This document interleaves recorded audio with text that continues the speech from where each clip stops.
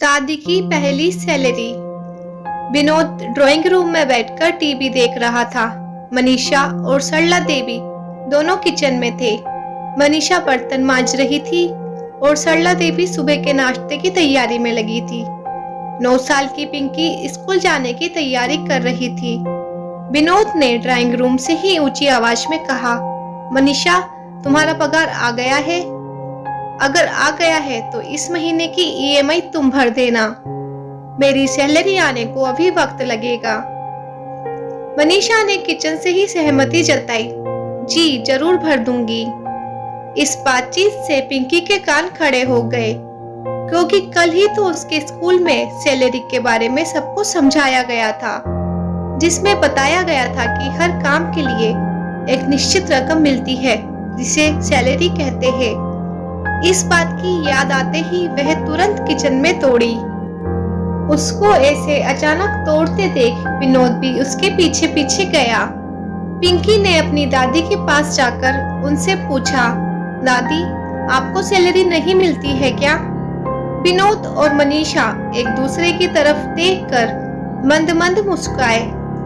सरला देवी ने पिंकी को समझाते हुए कहा, बच्चा, तुम्हारे मम्मी पापा ऑफिस जाते हैं, इसलिए उन्हें सैलरी मिलती है।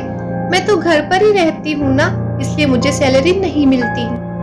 पिंकी को ये बात कुछ समझ नहीं आई, तो वह बोली, दादी, आप भी तो कितना सारा काम करती है। सुबह जल्दी उठकर नाश्ता बनाना, खाना बनाना, पूरे घर की साफ सफाई करना, कपड़े धोना, मुझे ट्यूशन पढ़ाना और बाजार जाकर राशन लाना और तरकारी लाना और भी पता नहीं क्या क्या। आपके इन्हीं सब कामों की वजह से तो पापा और मम्मी निश्चित होकर काम पर जा पाते हैं और मैं भी स्कूल में अच्छे नंबरों से पास हो पाती हूँ। तो क्या इन कामों की कोई वैल्यू नहीं है?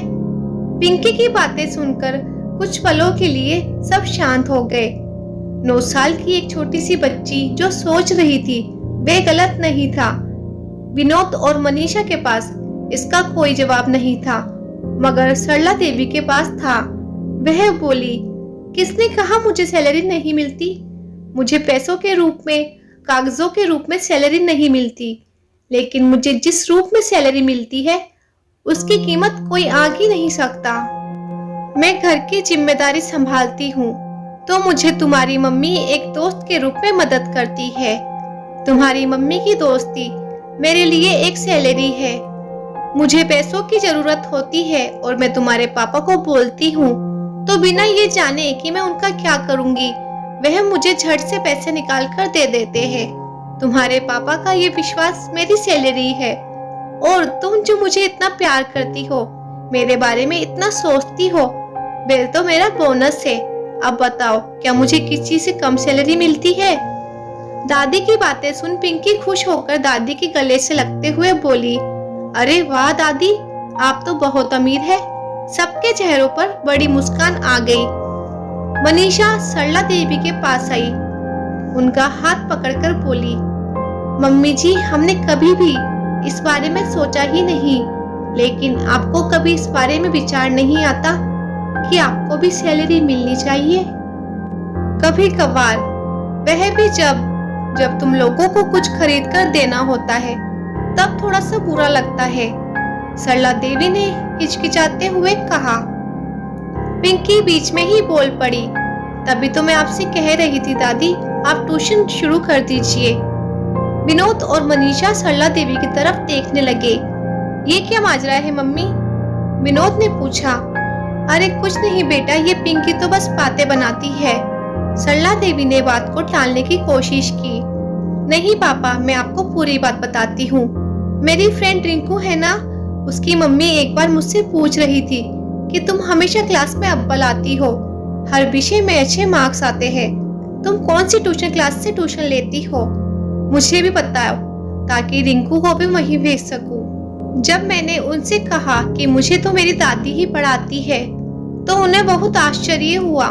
फिर अगले दिन तो वह हमारे घर ही आ गई थी और दादी से मिलकर उन्हें रिंकू और उसके साथ 3-4 और बच्चों को ट्यूशन देने के लिए कह रही थी, लेकिन दादी ने मना कर दिया। दादी हाँ भी कैसे करती, उनके पास दिन भर इतना सारा काम जो रहता है। पिंकी ने सारी बात खुलकर कही। विनोद बोला, अरे माँ, आपको ट्यूशन पढ़ाना चाहिए। ये बात तो पक्की है कि आप पढ़ाती बहुत अच्छा है। देखिए, मुझे भी तो आपने ही पढ़ाया था। उसी की बदौलत मैं इतनी अच्छी नौकरी पर हूँ आज। और रही बात घर के कामों की, तो हम उसके लिए एक काम वाली रख देंगे। आप अपना वक्त ट्यूशन पढ़ाने के लिए दीजिए। सरला देवी ने थोड़ी आनाकानी की, लेकिन बहू, बेटा और पोती ने मिलकर उन्हें आखिरकार ट्यूशन चलाने के लिए मना ही लिया। 1 महीना बीत गया।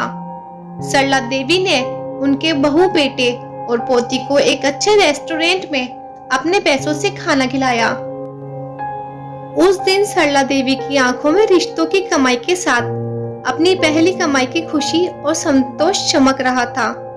दोस्तों, माना कि जीवन में पैसा ही सब कुछ नहीं होता, लेकिन थोड़ा सा पैसा जो अपनों के लिए खर्च किया जाए और उससे जो खुशी मिलती है, उसकी बात ही कुछ और होती है। तो दोस्तों, ये थी हमारी आज की कहानी। आई होप आप लोगों को ये कहानी पसंद आई होगी। अगर आपको ये कहानी पसंद आई है तो ऐसी और कहानियां आप लगातार सुनने के लिए लाइफ लेसन स्टोरीज चैनल को सब्सक्राइब कर सकते हैं। Thanks for watching.